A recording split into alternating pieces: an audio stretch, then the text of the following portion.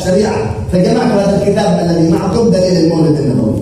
Maka untuk mencegah itu semuanya, untuk mengcounter itu semuanya, saya berusaha untuk menulis, untuk menetapkan dalil-dalil tentang Maulid Nabi Sallallahu Alaihi Wasallam. Terlebih sebentar lagi kita akan memasuki bulan kelahiran Rasulullah Sallallahu Alaihi Wasallam, sebagaimana kitab yang ada kita saat ini. ممكن بعض الناس يقول لكم إيه هذا المولد بدعة، لم يفعله النبي ولم يفعله أبو بكر ولا عمر ولا عثمان ولا علي، صحيح؟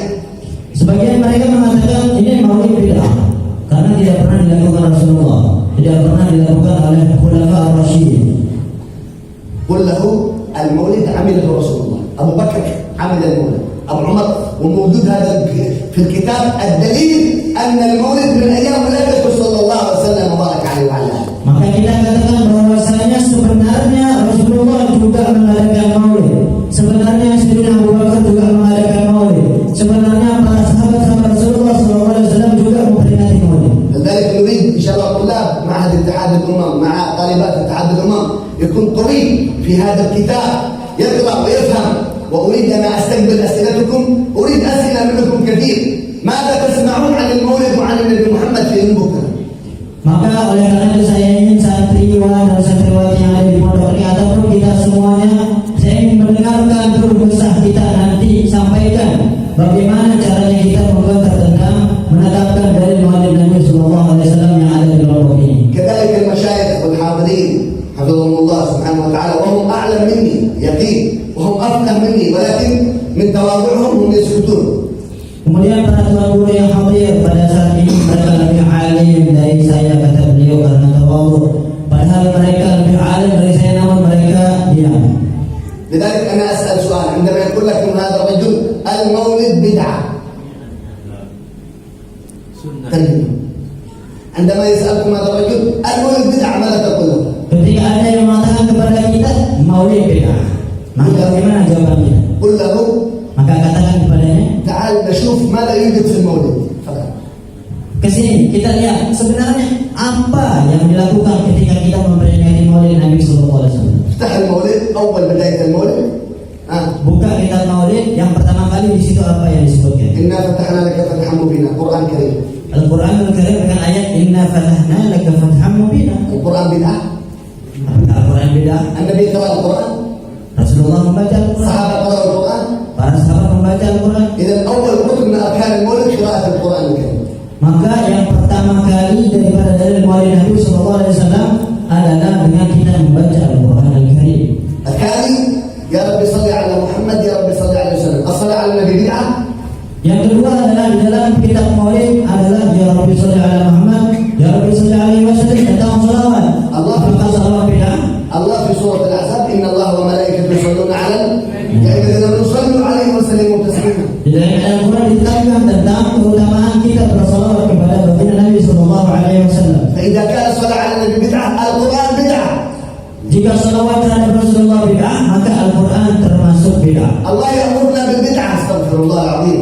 Tidak mungkin Allah Subhanahu wa taala memerintahkan kita untuk bid'ah. وهنا أنتم تفهمون كلمة صلوا، صلوا معنى أمر بالجماعة، صلوا واو جماعة، ما قال يا الذين آمنوا كل يصلي لوحده، لا لا لا، صلوا وهنا الصلاة على النبي صلى الله عليه وسلم بالجماعة. Kemudian di dalam pembentukan kalimat dalam kalimat sallu ini dengan menggunakan wawu jamaah yang berarti berinteraksi untuk banyak orang, yaitu semua kalian bersalawat kepada Nabi Sallallahu Alaihi Wasallam. يقول لك هذا لا لا صلوا على النبي كل واحد وحده. نقول قال الإمام الشافعي الرفع بالصوت بالصلاة على النبي محمد يطرد النفاق، يخرج النفاق من القلب. Dikatakan oleh Imam Asy-Syafi'i, barang siapa yang mengangkat suaranya ketika bersolawat kepada Nabi Muhammad SAW, itu bisa mengeluarkan sifat-sifat kemunafikan dalam hatinya.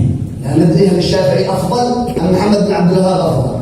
Jadi siapa yang lebih utama, lebih afdal, Imam Asy-Syafi'i atau Syekh Muhammad Abdul Wahab? اليوم يأتي واحد يقول لك هذا الشافعي هذا خربان مسكين تعبان مبتدع هذا كذاب استغفر الله. إيه؟ من قال الإمام مالك من أراد العلم النفيس فعليه بمحمد بن إدريس. Kemudian tiba-tiba datang saking kurang ajarnya mengatakan bahwa Imam Syafi'i ini takban, Imam Syafi'i ini bodoh dan lain sebagainya. Padahal Imam Malik memuji Imam Asy-Syafi'i. Memuji Imam Asy-Syafi'i. قال النبي صلى الله عليه وسلم يأتي زمان على أمتي يسب آخر الأمة أولها. آخر الأمة يسبون الأوائل. عمر بن الخطاب مبتدع. لماذا؟ يصلي التراويح 20 ركعة. استغفر الله. Kemudian sebagian mereka kalau kita melihat Sayyidina Umar bin Al-Khattab bersolat tarawih 20 rakaat, apakah itu termasuk bid'ah? عثمان بن عفان مبتدع لأنه يؤذن الجمعة أذانين. Sayyidina Utsman bin Affan mengadakan azan di dalam salat Jumat tersebut 2 kali, apakah itu bid'ah? هؤلاء الخلفاء الراشدين عليكم بسنتي وسنة الخلفاء الراشدين المهديين من بعد عضوا عليها بالنواجذ. Padahal mereka adalah ulama khulafa ar-rasyidin. Kemudian dalam hadis Nabi sallallahu alaihi wasallam, "Alaikum bi sunnati," hendaklah kalian berpegang dengan sunnahku, wa sunnati khulafa ar-rasyidin, dan sunnah-sunnah yang ditetapkan oleh khulafa ar-rasyidin. الركن الثالث من أركان المولد ذكر قصة الولادة. ولادة النبي كيف كانت ولادته، شمائله، أوصافه صلى الله عليه وآله وسلم. Kemudian di dalam Maulid Nabi sallallahu alaihi wasallam yang selanjutnya adalah diceritakan tentang kisah-kisah bagaimana kelahiran Rasulullah sallallahu alaihi wasallam dan kejadian-kejadian yang menakjubkan yang terjadi pada saat kelahiran baginda Nabi sallallahu alaihi wasallam. صلى على النبي محمد. ما حكم قراءة قصص الصالحين أو قصص الأنبياء؟ Apa hukum kita membaca, mendengarkan kisah-kisah orang-orang saleh ataupun kisah-kisah para nabi? إذا كان هي بدعة عند الوهابية فهي سنة عند الله وعند رسول الله. Jika mereka mengatakan bid'ah, maka di sisi Allah Subhanahu wa taala dan Rasulnya itu termasuk sunnah. Al-Quran melihat berkisah. Di dalam Al-Quran banyak tentang cerita-cerita. Kisah Iblis ma Adam. Tentang kisahnya Sayyidina Adam alaihissalam bersama Iblis. Kisah Fir'aun ma Sayyidina Musa. Kisah Fir'aun bersama Sayyidina Musa. Ashab al-Kahf. Tentang Ashabul Kahfi. قصة الأنبياء، قصة هود مع قومه، عاد سيدنا نوح مع قومه، كل الأنبياء موجود قصصهم في القرآن الكريم. Tentang cerita-cerita para nabi dan rasul Allah Subhanahu wa taala banyak diceritakan di dalam Al-Qur'an. فلماذا تكرهون قصة النبي محمد؟ Kenapa mereka membid'ahkan kisah-kisah Rasulullah sallallahu alaihi wasallam? الله في القرآن يقول للنبي محمد ونقص عليك من أنباء الرسل ما نثبت به. إذا قصص الأنبياء تثبت النبي، تثبت فؤاد النبي صلى الله عليه وسلم. Padahal di dalam Al-Quran Allah Subhanahu wa taala menetapkan tentang kisah-kisah yang menguatkan hati Nabi sallallahu alaihi wasallam. كيف قصة النبي محمد صلى الله عليه وسلم؟ Maka sekarang bagaimana kisahnya Rasulullah sallallahu alaihi wasallam? اقرأ في سورة النجم والنجم إذا هوى ما ضل صاحبكم وما غوى. قصة المعراج هذا لقاء النبي مع ربه صلى الله عليه وسلم. Maka kita baca surat An-Najm sampai seterusnya tentang kisah-kisah Mi'raj Rasul sallallahu alaihi wasallam. فإذا كان قصة النبي بدعة نقول القرآن كله بدعة. Maka kalau seandainya membaca kisah-kisah dan sirah Rasulullah sallallahu alaihi wasallam itu bid'ah, maka Al-Qur'an ikut menjadi bid'ah. هم يقولون لا لا لا أنتم تزيدون، أنتم تطرحون رسول الله هو بشر مثل الناس يأكل ويشرب ويدخل الحمام، لماذا أنتم تعظمونه؟ ما هو الدليل؟ قال النبي صلى الله عليه وسلم لا تطرحوني كما أطرأت النصارى عيسى بن مريم، أي لا تعظموني مثل عيسى بن مريم. Kemudian kenapa engkau selalu mengagungkan, terlalu memuliakan Rasulullah sallallahu alaihi wasallam, padahal Nabi sallallahu alaihi wasallam mengatakan jangan terlalu memuliakanku sebagaimana kaum Yahudi memuliakan daripada nabinya Nabi Isa alaihi salam. هم يقولون أنتم تعظمون النبي محمد فوق، لماذا هذا التعظيم كله؟ Kemudian mereka bertanya, kenapa kalian terlalu memuliakan Rasulullah sallallahu alaihi wasallam? والنبي قد نهى عن تعظيمه. Dan Rasulullah padahal sudah melarang untuk memuliakannya. نقول كلامكم هذا كله كذب. Maka kita akan menjawab bahwasanya semua perkataanmu ini bohong. ما معنى لا تطرحوني كما أطرأت النصارى عيسى بن مريم؟ Apa makna hadis yang disampaikan Nabi sallallahu alaihi wasallam tersebut sebenarnya? لا تجعلوني عندكم كعيسى بن مريم. عيسى بن مريم عند بني إسرائيل ماذا؟ ابن الله. Berbeda antara kita memuliakan Rasulullah SAW dengan memuliakannya Bani Israel terhadap Nabi Isa AS. Karena mereka menganggap Nabi Isa itu adalah anak Tuhan. Kalau kita tidak. لذلك عظم النبي محمد ما شئت، قلنا فيه ما شئت، امدح النبي محمد ما شئت. الله مدحه في القرآن، الله أثنى عليه في القرآن صلى الله عليه وآله وآله وسلم. Maka oleh karena itu muliakanlah Nabi sallallahu alaihi wasallam, pujilah Nabi sallallahu alaihi wasallam dengan sebaik-baik pujian, karena Allah Subhanahu wa taala pun memuji Rasulullah sallallahu alaihi wasallam di dalam Al-Qur'an. وهذا الكلام موجود كله في كتاب دليل المولد. Dan yang saya sampaikan tadi itu ada tertulis di dalam kitab Dalil Maulid Nabi sallallahu alaihi wasallam. الركن الرابع من أركان المولد الذي يقولون أنه بدعة. Kemudian yang selanjutnya daripada peringatan Maulid Nabi sallallahu alaihi wasallam yang mereka katakan bid'ah ini adalah القيام في المولد. berdiri ketika mahallul qiyam. يقولون القيام شرك، هذا قيام لغير الله، هذا كفر شرك بالله. Mereka mengatakan berdiri ketika maulid, ketika mahallul qiyam itu syirik. نقول لهم هل القيام عندكم لغير الله حرام؟ Apakah berdiri untuk selain Allah Subhanahu wa taala itu haram? النبي محمد في حديث البخاري إذا دخلت عليه فاطمة كان يقوم لها صلى الله عليه وسلم.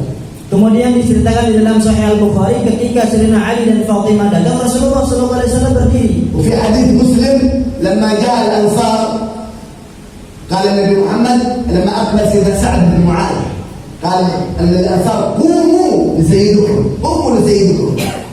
Kemudian diceritakan dalam hadis Nabi sallallahu alaihi wasallam, Sayyidina Sa'ad mengatakan, berdirilah kalian, berdirilah kalian. لكن مسكين هذا الوهابي إذا في تحية العلم في المدرسة ترى مصنف أمام هذا العلم هذا ما يتحرك، تعظيم للوطن. Berbeda kalau dengan Wahabi. Kalau ada orang-orang pemerintahan, mereka menghormati, mereka berdiri. وإذا دخل عليه الأستاذ إلى الفصل يقوم تعظيم للأستاذ. Kalau ada seorang pendidik yang masuk ke dalam kelas, mereka berdiri menghormatinya. الله سبحانه وتعالى يقول اذكروا الله قياما وقعودا وعلى اذكروا الله كما شئت ما في أي مشكلة.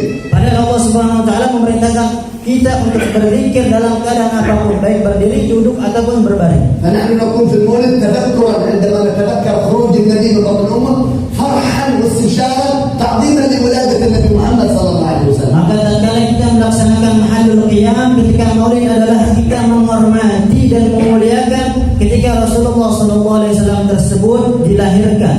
فمن يقول أن القيام في المولد بدعة لا نريد حديث كامل، نصف حديث أن القيام في المولد بدعة. أنا لا أريد آية ولا أريد حديث، نصف آية أو نصف حديث.